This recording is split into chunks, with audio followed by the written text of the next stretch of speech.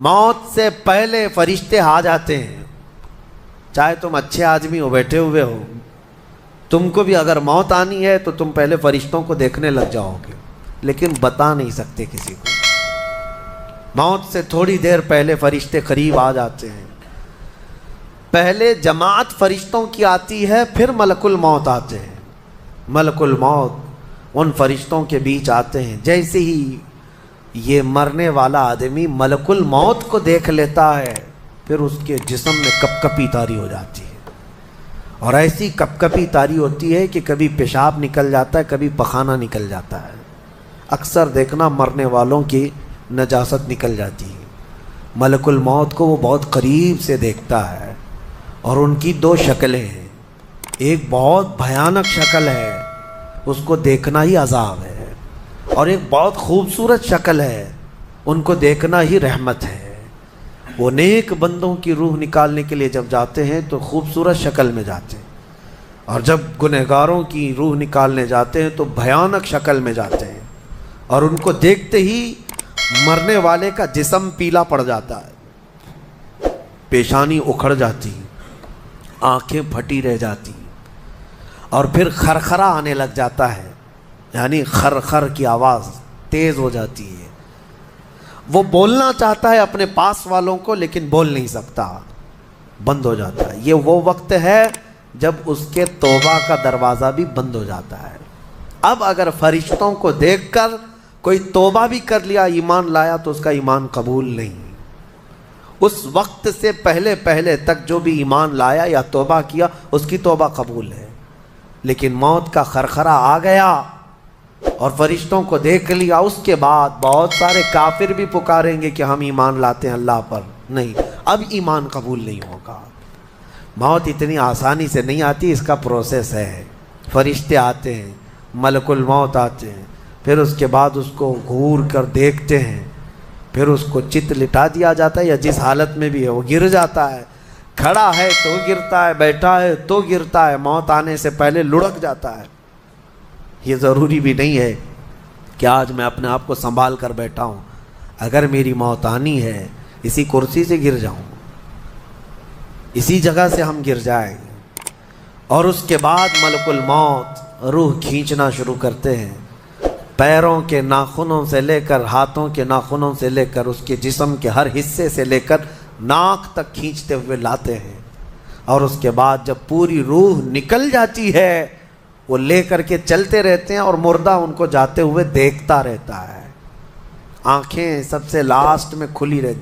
کسی بھی مرنے والے کی آنکھیں بند نہیں رہتی، کھلی رہتی، وہ دیکھتا رہتا ہے.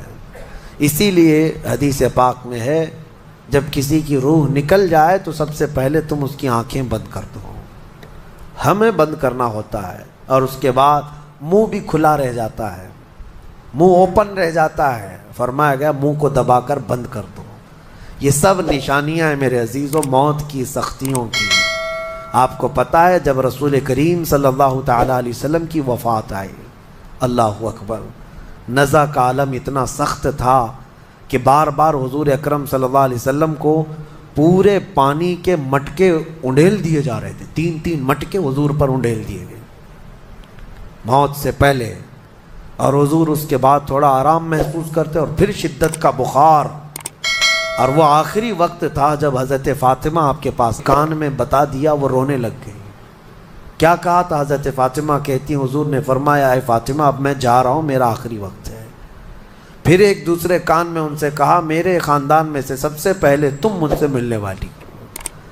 آج یوم فاطمہ بھی ہے، سیدہ کائنات کا آج یوم وصال ہے، 4 رمضان المبارک.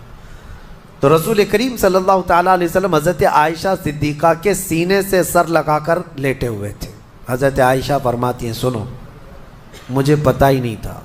حضور حضرت عائشہ سے زیادہ محبت کرتے تھے، اسی لیے آخر وقت میں حضرت عائشہ کے ہی حجرے میں رہنے لگے، باقی دوسری بیویوں کے یہاں نہیں جاتے. حضرت عائشہ کہتی، میں حضور اکرم صلی اللہ تعالیٰ علیہ وسلم کو کبھی مسواک دے رہی، کبھی پانی کے چھڑکاؤ کر رہی. تھوڑی دیر کے بعد حضور اکرم صلی اللہ تعالیٰ علیہ وسلم لیٹے لیٹے اسی طرح رہ گئے. حضرت عائشہ کہتی ہے، میرے سینے پر حضور کا سر تھا، وہ اتنا بھاری ہو گیا مجھے لگتا تھا کہ میری پسلیاں ٹوٹ جائیں گی. یہ حضرت عائشہ کہتی ہیں مجھے ایسا لگتا تھا کہ میری پسلیاں ٹوٹ جائیں گی. ہوا کیا تھا؟ حضرت عائشہ فرماتی ہیں دروازے پر جبرائیل امین آئے. روح نکلنے سے پہلے کی بات ہے. حضرت عائشہ فرماتی ہیں حضور کے پاس جبرائیل آخری بار آئے. وہ غمگین حالت میں آئے یا جس حالت میں ہو.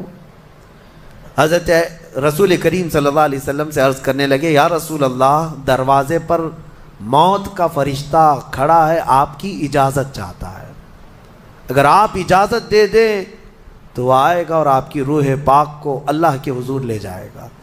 اور یا رسول اللہ آج سے پہلے اس فرشتے نے کسی سے اجازت نہیں لی اور قیامت تک کسی کی روح نکالنے کے لیے وہ اجازت لے گا بھی نہیں. یہ صرف رسول پاک کی خصوصیت تھی. حضور نے فرمایا آنے دو. ملک الموت آئے اور جب حضور کی اجازت سے روح نکالی تو حضرت عائشہ کہتی ہیں اتنا بھاری ہو گیا تھا سر کہ مجھے لگتا تھا کہ میری پسلیاں ٹوٹ جائیں گی سینے کی. اور اس کے بعد حضرت عائشہ فرماتی ہیں میں نے حضور کے سر مبارک کو نیچے کی طرف کیا, مجھے پتہ بھی نہیں تھا کہ حضور کا انتقال ہوا. میں حضور اکرم صلی اللہ علیہ وسلم سے باتیں کرنے میں مصروف تھی. اسی میں حضرت ابو بکر صدیق حجرے میں آئے, پوچھا عائشہ کیا حال ہے حضور کا. حضور اکرم صلی اللہ علیہ وسلم کو دیکھا حضرت ابو بکر نے اور پیشانی مبارکہ پر ہاتھ رکھا تو وہ بہت ٹھنڈی تھی. ماتھے کو بوسہ دیا اور ایک آہ بھری اور ایک جملہ کہا تھا یا رسول اللہ ایک بار موت آنی تھی وہ آپ پر آ گئی, اب موت کی سختی اللہ دوبارہ کبھی آپ کو نہیں عطا کرے گا. موت کی سختی کیونکہ حضور کو انہوں نے دیکھا تھا, کئی دنوں سے تکلیف تھی. 13 دن تک حضور پاک صلی اللہ علیہ وسلم کو تکلیف تھی, 13 دن تک. حضرت ابو بکر کہتے ہیں یا رسول اللہ اب موت کی سختی دوبارہ کبھی نہیں آئے گی, جو اللہ کا وعدہ تھا وہ پورا ہو گیا. پورا کھل کر کے رو بھی نہیں پا رہے تھے ابو بکر صدیق اور اپنے اندر دبا بھی نہیں پا رہے تھے. موت کی سختی انہوں نے دیکھا اور اس کے بعد کہا اے عائشہ کیا دیکھ رہی ہو, اللہ کے رسول ہم سے رخصت ہو چکے. پھر انہوں نے آ کر مسجد میں اعلان کیا اے لوگو اللہ کے نبی کا انتقال ہو چکا.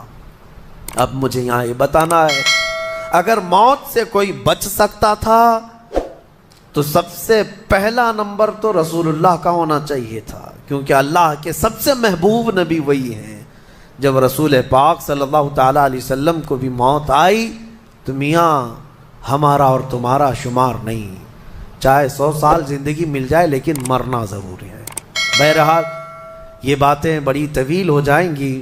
موت کا تذکرہ اس لیے بھی میں زیادہ کرتا ہوں کہ حدیث پاک میں ہے مومنوں کو یہ تذکرہ کرو تاکہ ان کو گناہوں سے نفرت پیدا ہو جائے اور آخرت کے سفر کی تیاری وہ شروع کریں.